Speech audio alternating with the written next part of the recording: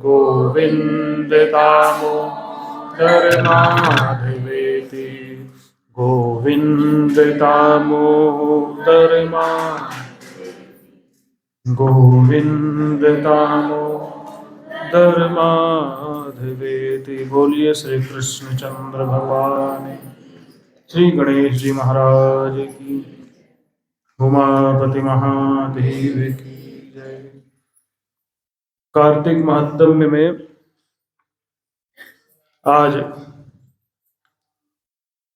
सूत जी शौनक आदि ऋषियों से कहने लगे, त्रिलोक्य के अंदर जो प्रसिद्ध व्रत है उसे सुनाते हैं, जो पापों का विनाशक है, सारी इच्छाओं को पूर्ण करने वाला है और भक्ति में लगे हुए ब्राह्मण, क्षत्रिय, वैश्य, शूद्र, स्त्री सभी को मुक्ति देने वाला है। भगवान विष्णु को बहुत प्रिय है। ऐसा एकादशी नामक व्रत सारे कर्मों के फल को देने वाला है। दोनों पक्षों की एकादशी को भोजन नहीं करना चाहिए, अन्न नहीं खाना चाहिए। एकादशी इस प्रकार है, मातेव सर्वबाला नाम, जैसे बालकों के लिए माता होती है, माता कितने हित करती है अपने बच्चों का, जैसे मातेव सर्वबाला नाम औषधम रोगिणाम वे, जैसे रोगी के लिए औषधि कल्याणकारी है। रक्षार्थम सर्वलोकानाम निमित्त एकादशी तिथि, इसी प्रकार समस्त लोकों में प्राणियों की रक्षा के लिए एकादशी का निर्माण हुआ है। एकादश इंद्रिय पापम यत् कृतम तेन वा द्विजा, एकादश 11 इंद्रियों को, 5 कर्मेंद्री, 5 ज्ञानेन्द्री और 1 मन, मन सहित 10 इंद्रियों को जो पाप से रहित कर देता है उसको एकादशी कहते हैं। एकादशी तिथि में व्रती रहने के 16वें भाग के 1 भाग की बराबर भी हजारों यज्ञों का फल नहीं है। एकादशी व्रत के द्वारा कान, चमड़ी, नासिका, नेत्र, जीभ, वाणी, भुजा, पैर, लिंग, गुदा, मन सहित 11 इंद्रियां वश में हो जाती हैं। जो मनुष्य फल चाहते हैं उन्हें पूर्व दिन, अगला दिन, रात्रि को तथा बीच का दिन 4 समय भोजन नहीं करना चाहिए। जिसने चाहे बहुत बड़े पाप किए हों चाहे छोटे पाप किए हों, एकादशी का उपवास रखने वाला व्यक्ति श्रेष्ठ गति को प्राप्त होता है, उसकी श्रेष्ठ गति होती है। एकादशी के दिन भगवान विष्णु की पूजा पवित्रता पूर्वक करनी चाहिए और स्नान अवश्य करना चाहिए। स्नान करके ही कोई व्रत आरंभ होता है। चंदन, फूल आदि चढ़ावें और रात्रि में जाके आरती करने के साथ 40 गुणों के साथ रात्रि में जागरण किया जाता है। रात्रि में जब एकादशी का व्रत रखते हैं जब हम, तो हमें क्या करना चाहिए? गीत, बाजा, नाचना, कथा सुनना, धूप जलाना, भोग लगाना, पुष्प चढ़ाना, चंदन लगाना, फल चढ़ाना, अर्घ देना, श्रद्धा रखना, दान करना, इंद्रियों पर नियंत्रण रखना, सत्य बोलना और निद्रा का त्याग करना, आनंदित रहना, कार्य करते हुए समय बिताना, प्रदक्षिणा करना, पाप से मुक्त हो जाना, आलस्य को त्याग देना, आरती करना, नमस्कार करना और प्रहर प्रहर में दीप जलाना। 8 प्रहर होते हैं, 4 दिन के और 4 रात्रि के, तो 8 बार दीपक से आरती करें। जो एकादशी का व्रत रखता है, रात्रि में जागता है, उसका जन्म भूमि पर नहीं होता, वो दोबारा जन्म नहीं लेता। सत्य, सोच, दया, त्याग, संतोष, आर्जव, सम, दम, तपस्या, समता, सहनशीलता, निवृत्ति, शास्त्र ज्ञान, ऐश्वर्य, शूरता, तेज, स्वर, स्मरण, स्वतंत्रता, निपुणता, धीरता, नम्रता, प्रचंडता, कोमलता, प्रगल्भता, बल, वीर्य, पराक्रम, भाग्य, गंभीरता, स्थिरता, आस्तिकता, कीर्ति का युक्त होना, अहंकार का न होना, ये सब एकादशी व्रत करने वाले को मिल जाते हैं। जो एकादशी को व्रत रखता है उसे चाहिए कि द्वादशी को अगले दिन सुबह जाके और स्नान आदि से निवृत्त होकर विष्णु भगवान की पूजा करे। हे भगवान, और पूजा करते हुए कहना चाहिए, भगवान की पूजा करते हुए क्या कहे, अज्ञान तिमिरांधस्य व्रतेनानेन केशवः प्रसीद सुमुखो नाथ है ज्ञान दृष्टि प्रदो भवे। कि हे प्रभु, आप मुझ अज्ञानी अबोध पर इस व्रत के द्वारा प्रसन्न होइए और मुझे ज्ञान का मार्ग दिखाइए। देवताओं के देव भगवान से इस प्रकार विनती करके ब्राह्मणों को भोजन कराए, दान दक्षिणा देवे, ईश्वर का ध्यान रखकर मौन धारण करके पंच महायज्ञ करके अपने भाई बंधुओं सभी संबंधियों को लेकर के फिर भोजन करें। देखो, एकादशी के विषय में बहुत सारी बातें लोगों के मन में है। पहला नियम तो यह है, हमें भी गुरुजी ने बताया था, हम भी इस बात को जानते तो थे लेकिन मानते नहीं थे। जब गुरुजी ने ये बात बताई तो फिर हम उस बात को मानने लगे। पहला नियम तो यह है कि एकादशी का व्रत द्वादशी में खुलना जरूरी है। गृहस्थी के लिए एकादशी का व्रत द्वादशी में खुलना, तो इसलिए एकादशी वो गृहस्थी को वो एकादशी लेनी चाहिए जिसमें अगले दिन द्वादशी भी हो। और व्रत ऐसा ही नहीं कि 4 बजे उठ करके नहा धो के सबसे पहले भोजन ही करने बैठ जाओ। ये सब बातें बताई क्या क्या करना है भोजन करने से पहले। पहले देवताओं को, भगवान विष्णु को प्रणाम करना है, उनकी पूजा करनी है। पूजा करके फिर भगवान को प्रणाम करके फिर भगवान को भोग लगाना है भोजन का। फिर ब्राह्मणों का जो भाग है वो निकालना है। हमारे यहाँ ब्राह्मण जीमने वाले मिलते नहीं है। कहाँ से लाओगे हर एकादशी को ब्राह्मण, द्वादशी को भोजन करने वाले पंडित जी? तो सूखा अन्न निकाल करके वो ब्राह्मण के यहाँ पहुंचा दिया जाए। उसके बाद सबको भोजन करा करके, पंच यज्ञ आदि करके, परिवार के साथ भोजन करा करके भोजन करें। तो ये काम सुबह 5 बजे तक तो किसी भी तरीके से नहीं निपटेगा, या निपट जाएगा? बोलो। इस कार्य को करने के लिए कम से भी कम 1.5-2 घंटे तो चाहिए। तो लोग ये कहते हैं कि ये एकादशी में 10वीं का अंश नहीं होना चाहिए। बात ठीक है, लेकिन यदि अगले दिन द्वादशी ना हो तो फिर 10वीं युक्त एकादशी भी व्रत में रखी जा सकती है। कभी कभी ऐसा होता है कि 1-2 घड़ी 10वीं और उसके बाद एकादशी। गृहस्थियों के नियम अलग है, सन्यासियों के नियम अलग हैं। हम लोग मथुरा वृंदावन की नकल में अपने आप को समझ लेते हैं कि हम भी वैष्णव हैं। वैष्णव वैसे ही हम अपनी मर्जी से नहीं बन जाएंगे कि जो हमारे मन में आया हमने वो संप्रदाय अपना लिया। किसी भी संप्रदाय को अपनाने के लिए पहले उस संप्रदाय के आचार्य से दीक्षा लेनी पड़ती है। जो विष्णु भक्त हैं उनके जो आचार्य हैं उनसे दीक्षा लेनी पड़ेगी, फिर उनके अनुसार जो उनके नियम हैं उनको नियमों का पालन करना पड़ेगा। देख करके हंसी आती है कि आज तिलक लंबा लगा लिया, कल को तिलक गोल लगा लिया, परसों को त्रिपुंड लगा लिया, अगले दिन बिंदी लगा ली और एक दिन तो कुछ भी नहीं लगाया। तो तिलक छाप जो होता है ना वो कभी छूटता नहीं है। ऐसा नहीं कि आज कथा मिश्रा जी की सुन ली तो मिश्रा जी जैसा टिक्का लगा लिया, कल को कथा अनिरुद्धाचार्य की सुन ली तो अनिरुद्धाचार्य जैसा टिक्का लगा लिया, और परसों को किसी शिव भक्त की कथा सुन ली तो त्रिपुंड लगा लिया। नहीं, हम अपनी मर्जी से संप्रदाय चेंज नहीं कर सकते। पहले तो प्रवेश नहीं होगा, फिर दूसरा उससे निकल नहीं पाओगे। इसलिए जो संप्रदाय ग्रहण करते हैं, वैष्णव संप्रदाय के शरीर पर तो दागा जाता है, आग में जला करके चिन्हों को, शरीर को दागा जाता है उन चिन्हों से, तब वो संप्रदाय को स्वीकार करता है और संप्रदाय के नियमों का पालन करता है। तो ये गृहस्थियों के लिए संभव नहीं है।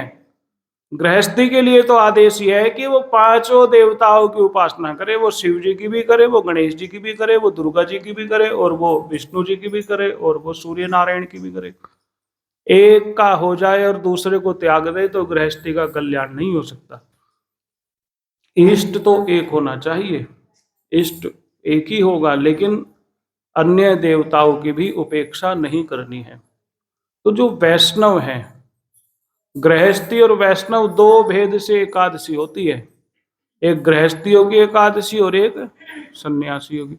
अब सन्यासी को तो कुछ चाहिए नहीं, उनकी तरफ से तो विरासत कल की लुटती आज लुट जावे, उनकी तरफ से तो झोपड़ा कल का फूकता आज फूक जावे। लेकिन हम गृहस्थियों को तो सब कुछ चाहिए, हमें तो धन भी चाहिए, हमें लक्ष्मी जी की कृपा भी चाहिए, हमें विष्णु जी की कृपा भी चाहिए, हमें दुर्गा जी की भी चाहिए, हमें शिव जी की भी चाहिए। तो इसलिए गृहस्थियों के लिए नियम अलग है। गृहस्थ जहां लिखा है कि सन्यासियों की एकादशी, कभी कभी एक भी हो जाती है दोनों की, कभी कभी ऐसा भी हो जाता है एकादशी सर्वेशाम, सभी के लिए एकादशी, वो गृहस्थी भी रख सकते हैं, वो सन्यासी भी।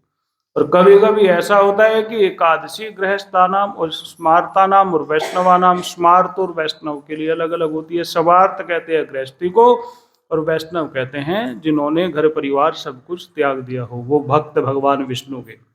तो एकादशी में हमारी माता जी भी कभी कभी लड़ पड़ती हैं। पिछली बार तो माता जी ने भी व्रत नहीं रखा, हमने कहा हम तो रखेंगे भाई, हमें तो गुरु जी ने कहा है। तो एकादशी में एकादशी का अंश होना जरूरी है।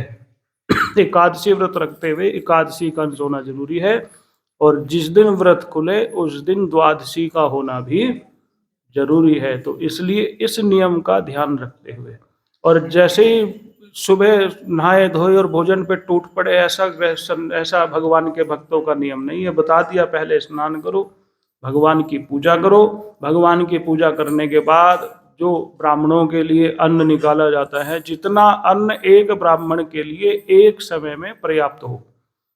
ऐसे नहीं कि नमक का तो पूरा 1 किलो का पैकेट और चावल 50 ग्राम और दाल भी 50 ग्राम और नमक 1 किलो। तो जैसे आप अपने घर में नमक डालते हैं, कितना डालते हैं उसी हिसाब से, क्या बताने की आवश्यकता है, उसी हिसाब से सीधा निकाला जाता है। और सीधे में जो महिलाएं अगले दिन काली दाल खाती हैं, तो वो तो काली दाल निकालो सीधे में। आजकल क्या होता है कि सबसे आसान सीधा क्या है, काली दाल। उन्हें ऐसा लगता है कि सारे शनि ग्रह जो है वो पंडितों के ऊपर चढ़ जावें, हमारे से उतर जावें। तो जो भी लावे वो काली दाल। काली दाल वैसे भी पूजा पाठ में निषेध है, उड़द की दाल पूजा पाठ में वैसे भी उड़द खाना निषेध है। और द्वादशी में और त्योहारों में आप अक्सर करके कौन सी दाल निकालते हैं, जो धुली हुई दाल है वो खाई जा सकती है, जो धुली हुई है जिस पे कालापन नहीं है। तो ऐसा नहीं है कि तुमने ग्रह को कह दिया पंडित जी के ऊपर चढ़ जाओ और पंडित जी के ऊपर चढ़ जाएगा, ऐसा ग्रह नहीं है। इसलिए जो आप भगवान को खिलाने योग्य समझते हैं वही भोजन निकालना चाहिए। आप ये सोच करके कोई वस्तु निकालोगे कि ये तो पंडित जी को देनी है, तो वो सिर्फ पंडित जी तक पहुंचेगी। और आप कोई वस्तु ये सोच करके निकालोगे कि मुझे भगवान को चढ़ानी है, मुझे भगवान को अर्पण करनी है, तो वो ब्राह्मण के माध्यम से भगवान तक ही पहुंच जाएगी। लेकिन आप सोच ही रहे हो कि क्या करना, पंडित जी को ही तो देना, और आप कहो आप 1 रुपया चढ़ाओ या 1 रुमाल चढ़ाओ, ये सोच करके चढ़ाओ कि ये रुमाल मेरे ठाकुर जी को, मेरे प्रभु को समर्पित होना है, तो उसके अनुसार आपको, भाव के अनुसार आपको फल मिल जाएगा।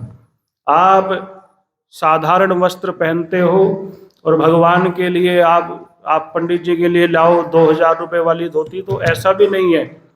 जैसा आप अपने जीवन में उपयोग करते हो, जैसे आपकी अपनी जेब है, उसी के अनुसार दान करना चाहिए। लेकिन दान करते समय कंजूसी नहीं करनी चाहिए, उदारता पूर्वक। और दान करके पछताना नहीं चाहिए, बाद में नहीं सोचना चाहिए लो जी 1000 रुपए खर्च हो गए। दान उदारता पूर्वक और दान दे करके भूल जाने की प्रवृत्ति होनी चाहिए, दे करके भूल जाए। जिसका लिया हो उसका तो याद रखे, और जिसको दिया हो उसको भूल जाए।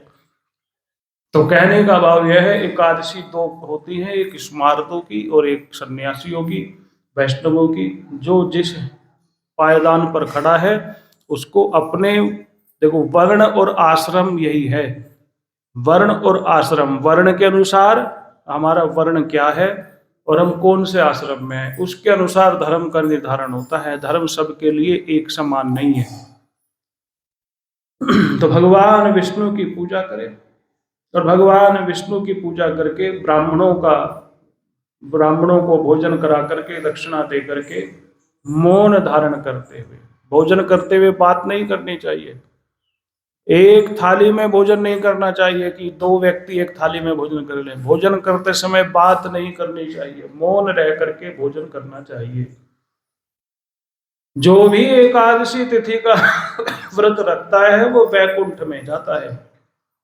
नास्ति गंगा समम तीर्थम नास्ति मात्र समो गुरु। जैसे गंगा के समान कोई तीर्थ नहीं है, जैसे माता के समान कोई गुरु नहीं है। नास्ति विष्णु समो देवास, जिस प्रकार विष्णु के समान कोई देवता नहीं है। ना अनशनात् परम, उसी प्रकार अनशन के समान कोई तप नहीं है। अनशन कहते हैं व्रत रखने को। कुछ लोगों को ऐसा लगता है कि व्रत रखने से क्या होता है, व्रत रखने से भी भगवान की प्राप्ति होती है। भगवान को पाने का केवल एक ही मार्ग है, ऐसा नहीं है। भगवान को पाने के अनेक मार्ग हैं। धनी व्यक्ति धन से भगवान को प्रसन्न करता है, निर्धन व्यक्ति अपने शरीर को तपा करके, अपने शरीर को कष्ट दे करके भगवान को प्रसन्न करता है। नास्ति वेद समम शास्त्रम, वेद के समान कोई शास्त्र नहीं है। और नास्ति शांति समम सुखम, और सबसे बड़ा सुख शांति है। जिसके घर में शांति है उसके घर में सारा सुख है, और जिसके घर में कलह है उसके घर में सब कुछ होते हुए भी कुछ भी नहीं है। नास्ति सत्य समम ज्योतिर, सत्य के समान कोई ज्योति नहीं है। और न कार्तिक समम व्रतम, कार्तिक मास के समान कोई दूसरा व्रत भी नहीं है। नास्ति ज्ञान समो लाभो, ज्ञान के समान कोई दूसरा लाभ नहीं है। और व्रतम एकादशी समम, एकादशी के समान कोई व्रत। तो कार्तिक का महीना, कार्तिक की भी महिमा है और एकादशी की भी महिमा है। तो कार्तिक की एकादशी की महिमा तो बहुत ज्यादा हो गई। पितृ समो गुरु नास्ति, देखो माता के समान पहले कह दिया, माता के समान कोई गुरु नहीं है। और पितृ समो गुरु नास्ति, पिता के समान भी कोई गुरु नहीं है। अपने माता पिता का जो आदर करता है, अपने पति का जो स्त्री आदर करती है, अपने सास ससुर का जो आदर करती है, फिर उसको किसी वस्तु की कमी नहीं रहती। माता पिता को दुखी करे, पति को परेशान करे और गुरुओं की शरणों में फिरे तो उसका कोई लाभ होने वाला उसे नहीं है। सुधार अपने अंदर से होता है, पहले अपने आप को बदलना चाहिए। तो कहने लगे कि एक पुरानी कथा हम आपको सुनाते हैं, भद्रशील और गालव ऋषि के विषय में वो कथा है। प्राचीन समय में गालव नाम के एक ऋषि थे जो सत्य बोलते थे, जितेंद्रिय थे, तप करते थे और नर्मदा नदी के किनारे पर निवास करते थे। वहां बहुत से ऋषि मुनि निवास करते थे। गालव मुनि के एक पुत्र था जिसका नाम था भद्रशील, इंद्रियों को जीतने वाला, और उसको पहले जन्म की बातें याद थी, बड़ा भाग्यशाली था। बच्चे जिस अवस्था में खेलते हैं उस अवस्था में भद्रशील भगवान विष्णु की मिट्टी की मूर्ति बना करके उसकी पूजा करता था। बालकों के समान चंचलता भी उसके अंदर नहीं थी, वो केवल भगवान की भक्ति करता था और सबको कहता था तुम भी भगवान की पूजा करो, तुम भी भगवान की पूजा करो। और एकादशी का व्रत रखता था। अपने समस्त मित्रों को कह करके उसने एकादशी का व्रत रखवाना शुरू कर दिया। जो भी उसके संपर्क में आता था उसे यही कहता था कि भगवान विष्णु की पूजा करो और एकादशी का व्रत रखो। एक दिन पिताजी ने अपने बेटे से पूछा, तेरे हृदय में जो एकादशी के प्रति श्रद्धा है, तेरे हृदय में जो भगवान विष्णु के प्रति श्रद्धा है, ये बहुत उत्तम बात है।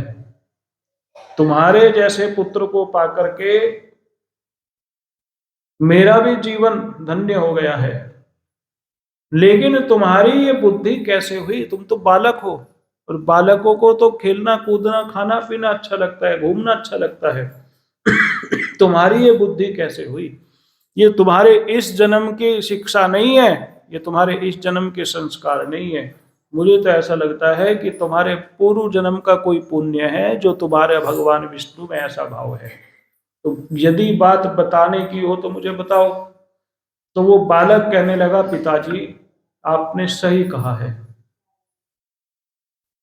पहले जन्म में मैं चंद्र वंश में उत्पन्न हुआ था और धर्म कीर्ति नाम के एक राजा थे जो दत्तात्रेय जी से दीक्षित थे, दत्तात्रेय जी के शिष्य थे।